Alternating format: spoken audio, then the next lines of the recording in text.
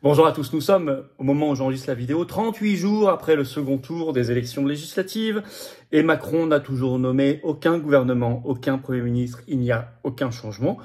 Il faut appeler un chat, ça s'appelle un coup d'État. Un article 16 sur les pleins pouvoirs de fait, puisque le Parlement est en vacances, puisque les ministres sont démissionnaires sans pouvoir. Donc il y en a un qui reste dans ses prérogatives constitutionnelles, c'est Macron. Article 16 de fait. Alors le mot destitution commence à être lâché dans des analyses de presse. Et ça, je vais vous en parler également, fondé sur l'article 68, bien sûr, de la Constitution. On va regarder dans le détail ce qui se dit, ce qui se fait, comment il laisse traîner. Il fait traîner au maximum les commémorations, les JO, puis les Jeux paralympiques. Et en ligne de mire, bien sûr, la mise sous tutelle par Bruxelles. Parce que c'est ça la réalité. Avec ce plan qu'on doit remettre à la Commission de Bruxelles avant le 20 septembre. Tout ça est lié. Je vais vous expliquer tout ça. Parce que si on ne dit pas, on n'appelle pas les choses, si on se tait comme les pseudo-oppositions qui s'envoient des lettres à l'Assemblée sans intérêt, qui sont dans la politique aérienne, mais qu'on ne dit pas les choses clairement comme le font les patriotes, comme je vais le faire dans cette vidéo, alors on ne sert à rien. Pire, si on est un député en vacances jusqu'au mois d'octobre, comme c'est leur cas. Il y a des partis qu'on n'entend pas du tout en ce moment, je pense au RN et à d'autres. Merci de partager cette vidéo, vous allez voir, elle va être intense, et puis surtout elle pose les vrais sujets, pour nous libérer, pour briser nos chaînes. Merci pour cela de vous abonner à cette chaîne YouTube en cliquant sur le petit bouton s'abonner en dessous, c'est un clic gratuit pour vous, vous êtes abonné à la chaîne et hop, grâce à votre abonnement à la chaîne, les vidéos sont mieux recommandées, circulent plus et vont toucher des personnes qui vont nous découvrir. Et c'est comme ça qu'on élargit chaque jour et qu'on fortifie la résistance. Merci pour votre petit abonnement, petit clic gratuit en dessous à la chaîne. Arras, les assises de la souveraineté, c'est le 14 septembre, il y a le lien d'inscription s'ouvert à tous, adhérents comme non-adhérents, ne traînez plus. Bien évidemment, je vous invite à vous inscrire dès maintenant. Ça se remplit à toute vitesse. Et ce vendredi 16 août, nous sommes en direct à 19 h sur cette chaîne. Notez-le, d'ores et déjà, je prends toutes vos questions en direct. On y reviendra, mais notez le rendez-vous. Gros direct. Il n'y a pas de vacances pour le direct, parce qu'il n'y a pas de vacances pour l'actualité. Et vos questions auxquelles je souhaite répondre. Je lance un appel à ceux qui veulent nous aider. Voilà. En adhérant, réadhérant, en faisant un don au mouvement. Adhérer, réadhérer, c'est le premier lien sous la vidéo en description. Faire un don au mouvement, c'est le deuxième, dès maintenant. Deuxième lien sous la vidéo en description. Les liens sont en même temps sur notre site tout le temps, hein, accessible sur les-patriotes.fr. Je vous appelle, c'est défiscalisé pour vous 2 tiers. Ça aide considérablement le mouvement. Je rappelle qu'on n'a plus 1 centime d'aide publique depuis la dissolution. On en avait un petit peu avant, mais ça a juste, parce qu'on avait fait l'effort de présenter 400 candidats aux législatives en 2022, mais ça a juste financé à peine les candidats de 2022. On a bénéficié de rien. Aujourd'hui, on n'a rien, pas 1 centime d'aide publique, pas 1 centime d'aide des banques. Or, on fait les assises, on va faire les manifs qui vont reprendre, très importantes pour rassembler les gens. Je vais faire partout en France les universités d'éducation populaire. Il faut financer les affiches, les tracts. Un mouvement, le plus grand mouvement souverainiste de France. Vous le savez tout cela, si on ne le fait pas, ce ne sera pas fait. Personne ne le fera à notre place. Je veux dire les choses telles qu'elles sont, je suis désolé. Hein. Vous le savez, comme pour les manifs précédentes et tout, si on ne le fait pas, c'est pas fait. Personne ne le fera. Personne fera les assises de la souveraineté, le rassemblement, le bloc souverainiste, si on n'est pas là moteur. Mais je ne peux pas le faire sans vous. Vous pouvez nous aider. Il y en a qui peuvent faire un don au mouvement, c'est les fiscalisés de tiers, ou adhérer, réadhérer, rejoindre une grande famille de combats magnifiques, de valeurs, de convictions pour nous et nos enfants. Faites-le maintenant. Retardez surtout pas, parce que le mouvement, lui, ne peut pas retarder. Faites-le maintenant. Je vous ai donné les liens, j'en parlerai tout à l'heure. On y va. Bienvenue en tout cas, et grand bravo à ceux qui comprennent l'urgence de ce message.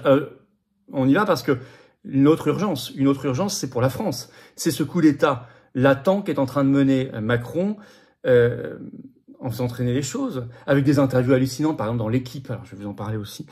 Mais le mot destitution est lâché. Et ça, c'est intéressant dans les esprits. Alors d'abord, Macron va prolonger ses pleins pouvoirs, en plein déni de démocratie. Le Monde, le 12 août, dans un article, a bien expliqué les choses.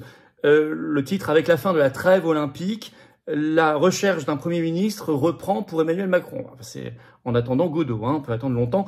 Il y a le chapeau de l'article du Monde qui dit tout, je vais vous le lire là. 5 semaines après l'échec de son camp au second tour des élections législatives, bientôt 6 semaines maintenant, le chef de l'État n'a toujours pas nommé le successeur à Gabriel Attal.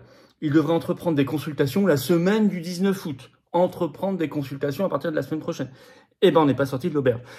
Alors, il parle de trêve olympique. Il a parlé de trêve politique.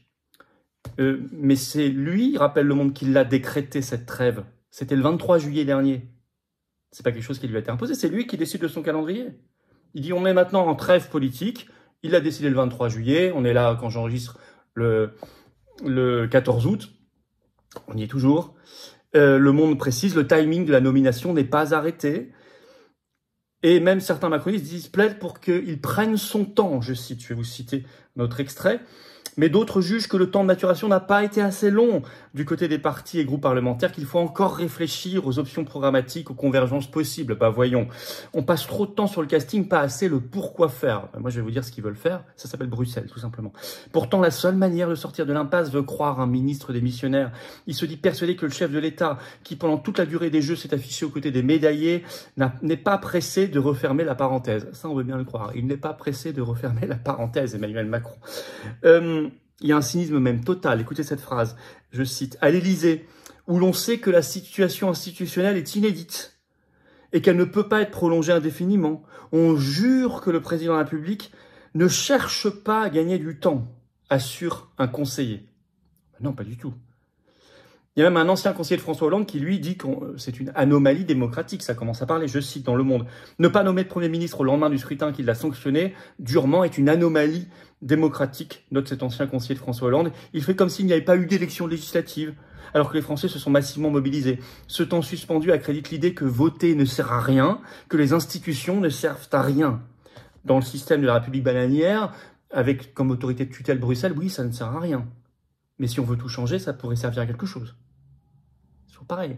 On va y revenir. Alors, il veut gagner du temps par plein de moyens. Au lendemain du long week-end du 15 août, Emmanuel Macron devrait commencer, je cite, par toujours le même article, par recevoir les responsables des groupes parlementaires à l'Élysée, peut-être aussi les responsables des partis, enfin pas nous, hein. Ça vous l'aurez compris.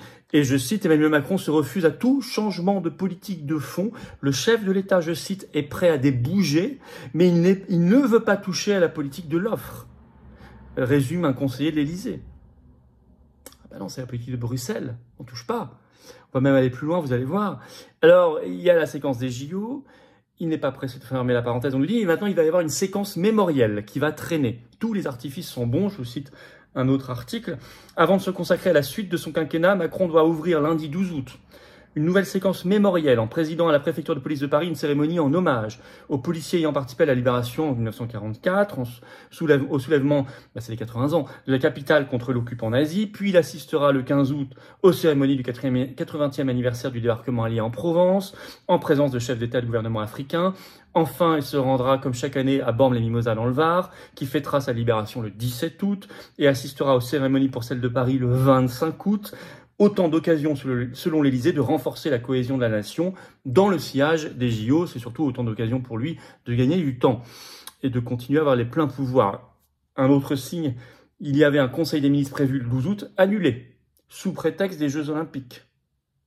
Et il ajoute une grande parade.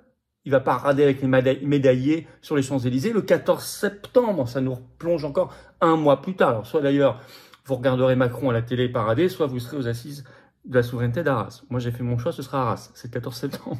Le lien est sous la vidéo en description pour s'inscrire. Alors, je vous cite ça quand même. Initialement évoqué en début de semaine, un conseil des ministres réunissant les membres du gouvernement chargés d'expédier les affaires courantes a été annulé. Remplacé par une réception lundi 12 août à l'Élysée en l'honneur des acteurs publics et privés ayant contribué à la réussite des Jeux Olympiques. À 2 semaines des Jeux Paralympiques, qui vont durer du 28 août au 8 septembre, Emmanuel Macron appellera à la poursuite de cette mobilisation inédite qui contribue à rendre fiers les Français et à faire rayonner notre pays dans le monde, alors qu'une parade olympique avec lui aura lieu le 14 septembre sur les Champs-Élysées. Bon.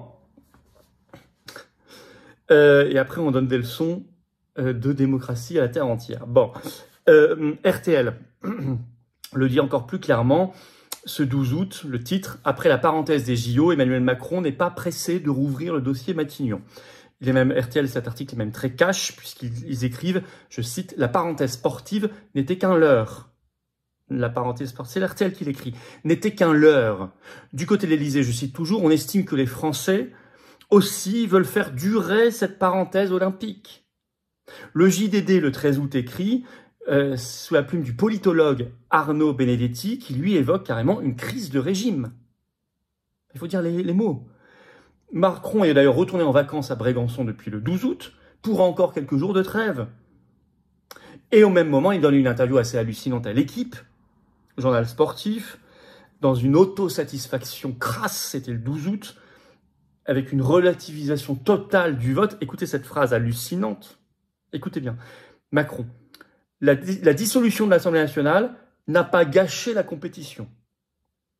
Donc, vous avez son ordre de priorité. C'est-à-dire quand même, je veux dire, normalement, la dissolution de l'Assemblée nationale, c'est pour élire de nouveaux députés pour voter les lois. Donc, c'est l'avenir du pays. Qu'est-ce qui va se passer en termes économiques, agricoles, sécuritaires, de liberté, de santé, d'école, de santé, de services publics, de diplomatie, etc. Enfin, c'est des choses d'impôts, c'est des choses fondamentales. Non, ça n'a pas gâché la compétition. Plus important. Il fait la leçon même dans cette interview incroyable à l'équipe, je cite « Il ne faut pas écouter les Cassandres, dit Macron. Tous ceux qui vous disent que les clivages sont plus importants, quand on a des objectifs communs, quand on travaille ensemble, rien n'est insurmontable, conclut-il. Il fait la leçon. Le but, c'est quoi derrière tout ça? Gagner du temps, un gouvernement technique avec les copains à la fin pour obéir à Bruxelles. Et ça, nous le disons depuis le premier jour. Allez voir mes entretiens avec l'excellent Idriss Aberkane, qui sera d'ailleurs à Arras, avec l'excellent Pierre-Yves Rougeron, qui sera aussi à Arras. On parlait de tout ça depuis le premier jour. Sur ma chaîne, sur la chaîne d'Idriss, sur la chaîne du Cercle Aristote. Regardez les profils testés. Le Monde donne quelques noms le 12 août dans un article. Xavier Bertrand, Michel Barnier, Bernard Cazeneuve. On va rechercher même Jean-Louis Borloo. Mais c'est tous des profils parfaitement euro-compatibles, sans problème. Macrono-compatibles et euro-compatibles. Pourquoi? Parce que le 20 septembre, il faut remettre le plan d'austérité à la Commission de Bruxelles. Parce que depuis le lancement de la procédure pour déficit public excessif, nous sommes de fait mis sous tutelle. D'ailleurs, Édouard Philippe, ancien Premier ministre, le crache le morceau. C'est repris par une dépêche AFP ce 13 août. Son parti, je cite, appelle à une réunion rapide des parlementaires hors RN et hors LFI pour, je cite, rétablir les finances publiques, c'est-à-dire mettre en œuvre un plan d'hyper-austérité à la grecque pour obéir à Bruxelles. Rétablir les finances publiques, c'est joliment dit. Au passage, hors RN et LFI, j'ai quand même calculé, ça veut dire qu'ils retirent 38% des députés. C'est déjà que l'Assemblée nationale n'est pas très représentative, il n'y a pas de frexiteurs, il n'y a pas de résistants anti-covidistes, il n'y a pas de députés pour la sortie de l'OTAN, enfin, ça représente quand même une part considérable de Français, tout ça. Ils ne sont pas du tout représentés à l'Assemblée, mais en plus, même parmi ceux qui sont à l'Assemblée, ils retirent 40%. Mais pour mener la politique d'austérité de Bruxelles. Alors, le mot destitution est lâché. Ça, c'est très intéressant, c'est dans le Nouvel Obs, ce 13 août. C'est un universitaire, Balig Nabli, qui écrit tout un article d'analyse sur ce coup d'État, ce coup de force très intéressant. Et écoutez sa conclusion, parce que c'est une première. Une telle interprétation il parle de Macron, hein, une telle interprétation de son pouvoir de nomination du gouvernement et du Premier ministre l'autoriserait à placer notre démocratie en pause ad vitam aeternam, du moins jusqu'à l'issue de son mandat. Oui, d'après la Constitution, il pourrait rester dans la situation actuelle jusqu'au bout. Rien ne l'y oblige. Hypothèse susceptible, écoutez bien, je lis, de convoquer alors l'article 68 de la Constitution, selon lequel le président de la République peut être destitué en cas de manquement à ses devoirs manifestement incompatibles avec l'exercice de son mandat. 3 petits points, fin de l'article dans le Nouvel Obs, le 13 août de cet universitaire. Ben oui, ce qu'il est en train de faire, c'est un motif parfait pour la destitution en vertu de l'article 68 de la Constitution. Parfait. Et il l'écrit lui-même, cet universitaire spécialiste. Le mot est lâché. Pendant ce temps-là, beaucoup de députés sont absents, ils sont en vacances. Officiellement depuis le 2 août, même s'ils n'ont déjà pas beaucoup bossé au mois de juillet, et ils sont en vacances, vous pouvez vérifier, jusque début octobre. Ils ne sont pas là. Vous abonnez absents. Le RN notamment, et pas que. Alors qu'il serait bien de s'organiser, de penser déjà maintenant à s'organiser pour évidemment aller vers cet article 68 à la destitution. Et si Macron fait un coup de force avec un gouvernement technique, immédiatement une motion de censure pour le renverser. Immédiatement. Pour l'instant, ils ne peuvent pas renverser le gouvernement parce qu'il est démissionnaire. Autre astuce dont je vous avais parlé. On ne peut pas renverser un gouvernement démissionnaire par une motion de censure. Mais il y en aura un qui sera nommé. Il faudra le renverser immédiatement par une motion de censure. Mais pour ça, il faut s'organiser, il faut bosser, il faut être présent. À quoi ça sert sinon d'avoir fait élire 140 députés comme le RN, avec ses alliés ciotistes? Bah sinon, ça sert à rien, hein, excusez-moi. Le contexte, c'est Bruxelles qui est derrière, qui prend les pleins pouvoirs. Emmanuel Macron qui est un auxiliaire de tout ça, qui organise tout ça. Donc, le combat, il est sur la destitution, il est sur la motion de censure, les combats institutionnels, mais il est évidemment de se libérer de tout ça par le Frexit, la sortie de la France de l'Union européenne, pour dégager cette oligarchie. On en parlera beaucoup à Reims lors des assises de la souveraineté le 14 septembre. Inscrivez-vous par un lien sous la vidéo en description si ce n'est pas encore fait. Si vous voulez venir, c'est ouvert à tous, adhérents comme non-adhérents, bien sûr. Mais c'est important de partager tout ça, ce combat. C'est un vrai combat. Il faut ouvrir les yeux et se battre. Il ne faut jamais lâcher l'affaire. Il n'y a rien de pire que de rester chez soi à baisser les bras en se disant on ne peut pas y arriver. Oui, seul, on ne peut pas y arriver. Oui, déprimé, dépressif, on ne peut pas y arriver. On ne gagne pas une guerre avec une armée de dépressifs. Mais par contre, si on se met ensemble et qu'on se bat et qu'on pose les vrais diagnostics et les vraies solutions, on gagnera. Et ce combat, il n'existe pas qu'en France. Il est dans plein de pays où il y a plein de résistants qui se débattent comme nous. Merci de partager la vidéo pour alerter tout le monde. Pour ça, de vous abonner à cette chaîne YouTube par un petit clic en dessous sur s'abonner. Soyez au rendez-vous le vendredi 16 août à 19 h sur cette chaîne pour notre grand direct. Je vous annonce déjà, ramener du monde. Ça va être un gros direct, sans langue de bois. Soyez là, il n'y a plus de problème technique. Vous avez vu maintenant, c'est parfait, c'est réglé. Et évidemment, je vous appelle. Donc abonnez-vous à la chaîne, un petit clic gratuit. C'est tellement important pour que ça se diffuse mieux. Grand merci. Je vous attends, patriotes. Je fais un appel particulier à l'adhésion, à la réadhésion et au don au mouvement. C'est défiscalisé aux 2/3 pour vous. Ça fait baisser assez massivement vos impôts en plus. Au lieu de donner ça au fisc, au gouvernement, à Macron, qui vont donner ça à Zelensky, à Ursula von der Leyen, à Thierry Breton, je ne sais quoi. Non. Ou à Brigitte, ou je ne sais quoi. Non. À la résistance qui n'a pas un centime d'aide de l'État, qui n'a pas un centime de banque, qui est anti-oligarchique, mais qui est de la vraie résistance de cœur, qui est le plus grand mouvement souverainiste de France, qui travaille au rassemblement, à l'action, qui organise les assises de la souveraineté, les universités d'éducation populaire, partout en France. Ça commence début octobre en Moselle. Mais j'ai besoin de vous, nous avons besoin de vous, on ne peut pas y arriver sans vous. C'est un appel particulier que je lance. Je le lance parce que le mouvement en a besoin. Faire adhésion-réadhésion, c'est le premier lien sous la vidéo en description. Faire un don, c'est le deuxième lien sous la vidéo en description. Ces liens sont en même temps sur notre site les-patriotes.fr. Adhésion-réadhésion, je mets le lien également en commentaire épinglé. Une petite fiche sur l'écran maintenant et dans quelques secondes, un lien sur l'écran. Vous voyez, vous avez le choix. Tout est défiscalisé aux 2/3. Un énorme bravo. Bienvenue également aux nouveaux adhérents. Bravo aux réadhérents et aux donateurs. Et vive la France.